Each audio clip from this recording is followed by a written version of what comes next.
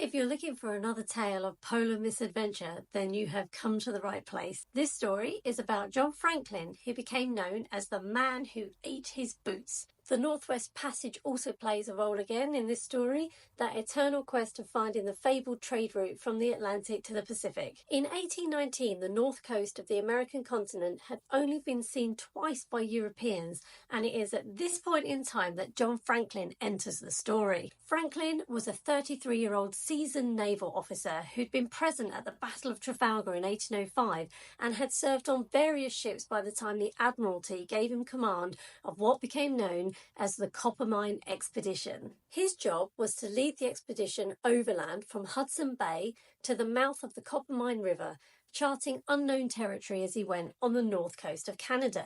Unfortunately, this proved to be a disastrous trip for Franklin. Firstly, he fell into a river and had to be rescued downstream by his men. Secondly, he managed to have 11 of the 22 men on the expedition die on him, either by starvation or murder over the next 3 years. In his defence, Franklin didn't get to a great start with this expedition, unfortunately. He was given a tight budget, a boat which was too small for his provisions, there was a lack of game, there was unusually cold weather, and there were some unreliable helpers. Many of the men on the expedition had no experience of such cold weather, and it was a shock to them when the mercury in their thermometers froze and the tea in their teacups also froze. The extra help Franklin was supposed to receive from the local fur traders and the local people was not particularly forthcoming either. It was agreed with the chief of the Yellowknives First Nation that they would guide the expedition down the river and also leave depots of food for Franklin's return trip. But the local guides proved less than efficient in both hunting and in their guiding. By 1820, there were mutinous feelings in the expedition party, mainly emanating from the Voyageurs. These were French men provided by the fur companies to help out on this expedition. Some of these men proved to be problematic in the least, as we will see. George Back, a man who would later become a polar legend in his own right, was deemed fit enough to turn back to seek help. And this was pretty impressive in itself, as he travelled 1,900 kilometres in snowshoes, often with no shelter save for a deerskin blanket, and he did return with life-saving supplies. In 1821, Franklin planned to explore east from the mouth of the Coppermine and obtain supplies either from local Inuit or from another passing polar party being led by a man named Parry at the time. If that didn't quite work out, then Franklin planned on returning back to Fort Enterprise across the uncharted barren lands. However, the journey down the Coppermine took longer than planned, and then when it came time for the First Nation guides to return, one of Franklin's men, called Wenzel, and 4 voyageurs went with them. Franklin ordered Wenzel to arrange for caches of food to be left and to stock Fort Enterprise so that there would be enough food for the party on their return. As it turned out, the journey for Franklin and his remaining men did not go well. They could not return on the Coppermine River due to rough seas. So Franklin set off with 3 canoes on the Hood River and enough food for 14 days. Storms and lack of game plagued them, and their canoes were so damaged they could not return by the river. So they had no choice but to commence their back-breaking trip across the barren lands. Then winter hit, there was no game to be had, and then the rations ran out, and then they resorted to eating lichen. That's actual lichen, like this moss stuff, which is stuck to rocks. It was barely nutritious at all. It was at this point that they boiled the leather from their shoes and ate it. The voyageurs really started to become problematic now. They'd broken the canoes by mishandling them, and Franklin believed they'd done this deliberately. They started to discard the heavier equipment on the way without telling anybody.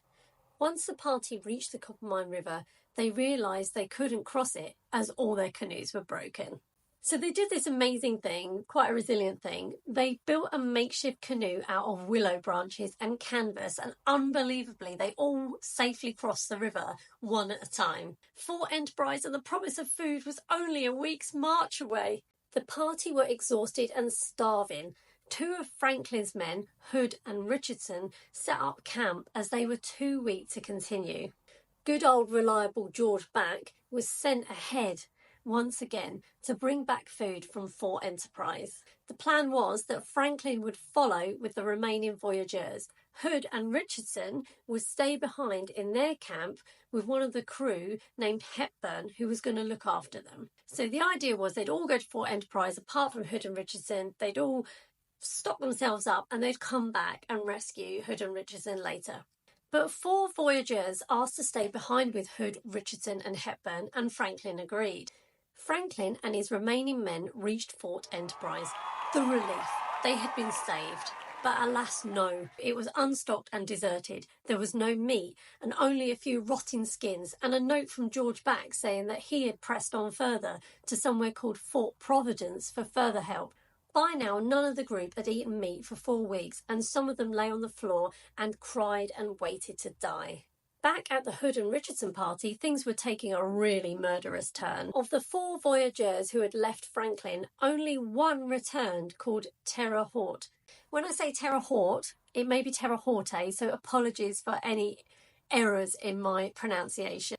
He gave Hood and Richardson some meat, which he said was a hare and a partridge he'd killed on the way, and they didn't question him, they ate it with relish. He then went out and came back again with more meat, and he said, "Oh, this was a wolf I've killed," so they ate that too. Terre Haute started to behave really strangely and kept disappearing. Richardson slowly realised that Terre Haute had killed the other 3 voyageurs and kept going out to eat from their bodies.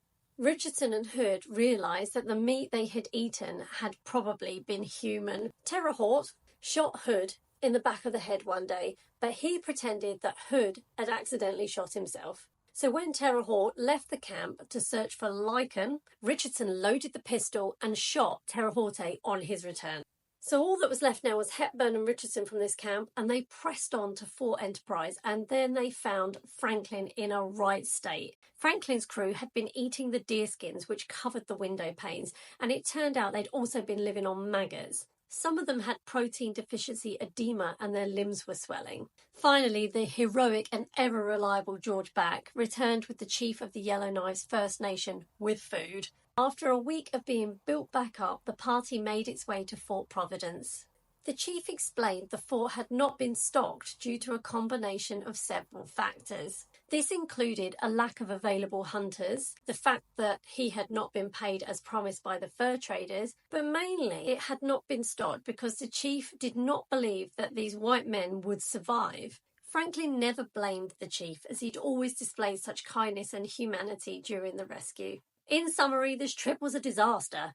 Franklin only mapped a small part of the coastline, and the Hudson's Bay Fur Company traders were particularly critical of the expedition. They took the view that Franklin was inadaptable, inexperienced, and lacked the physical disposition for Arctic exploration. They were quite scathing.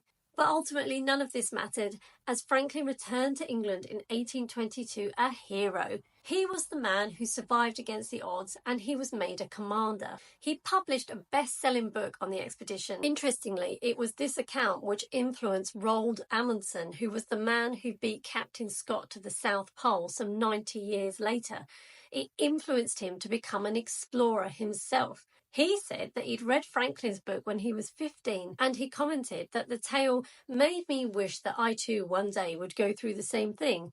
And he also said, it encouraged me to see myself as a kind of crusader in Arctic exploration. Amundsen would ultimately become the first man to navigate the entire Northwest Passage. Franklin would go on and lead another notorious expedition in 1845, but that really is a story for another day.